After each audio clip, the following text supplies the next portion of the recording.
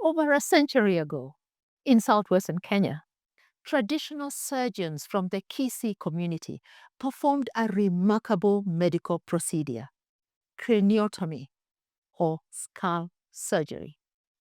They did this to treat severe headaches and relieve pressure on the brain. The operation itself lasted about 45 minutes, and patients would recover in just 6 to 12 weeks. And despite the incredible sensitivity of the brain and skull, historical records show they experienced very few complications. Now let's travel not far away to the Baganda Kingdom in Uganda. Here, traditional healers were performing caesarean sections. They used banana wine, which contains natural alcohol, as an anesthetic, a pain reliever, and even to clean the surgical site. In 1879, a British medical student named Robert Feckin witnessed these procedures. He was so impressed that he documented them, stating that the operations were carried out with, and I quote, high precision and great surgical skill. This leads me to a crucial question.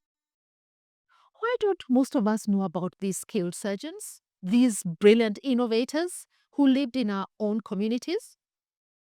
The answer lies in a powerful truth, often echoed by one of Africa's greatest writers, the late Chinua Achebe. He reminded us that the world is divided between those who tell stories, our oral historians, and those who write down history. And whoever writes the history controls how it is remembered. Hello, my name is Rose Kimotho, and today I want to talk about the vital importance of telling our own narratives. Because a people who do not know their past cannot hope to build a prosperous and purposeful future.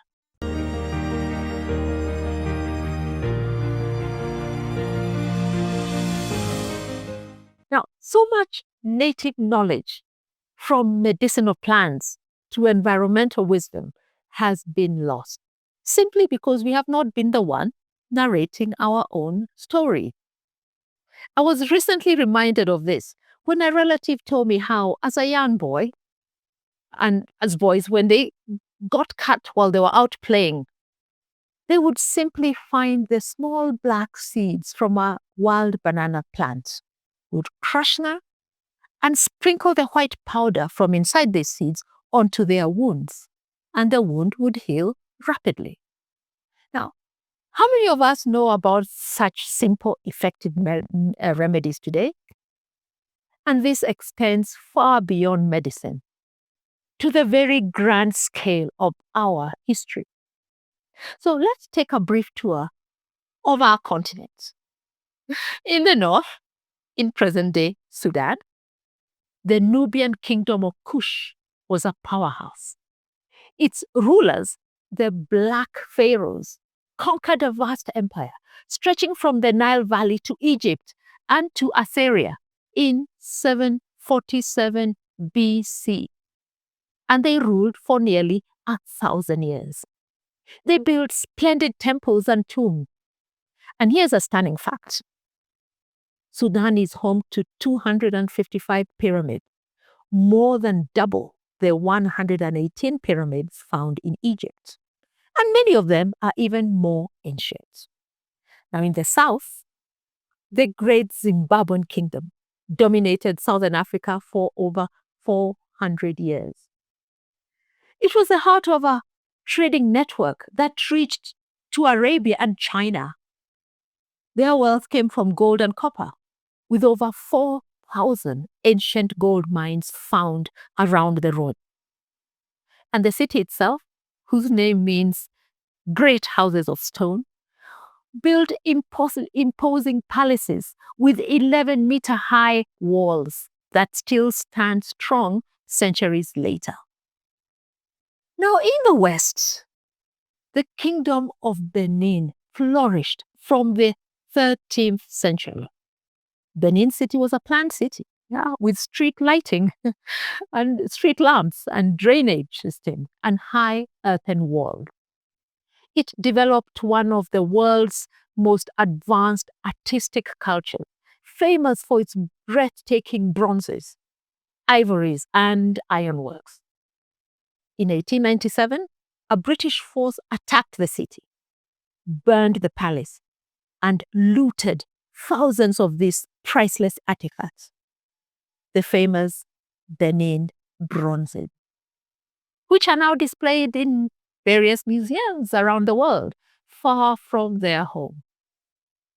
Now, we also had the Great Mali Empire, the largest in West Africa, famed for its vast trade networks and the wealth of its rulers, the most famous being Mansa Musa, who on a pilgrimage to Mecca in 1324 gave out so much gold it caused significant inflation in the region that lasted 12 years. And in the 16th century, we had Queen Nzinga Mbande of present-day Angola, who sent trade emissaries to Portugal. She was a formidable leader, a brilliant diplomat, and a military strategist who fought the Portuguese for over 30 years to protect her kingdom. So, East, West, North, and South, Africa has an outstanding history of innovation, of power, of artistry.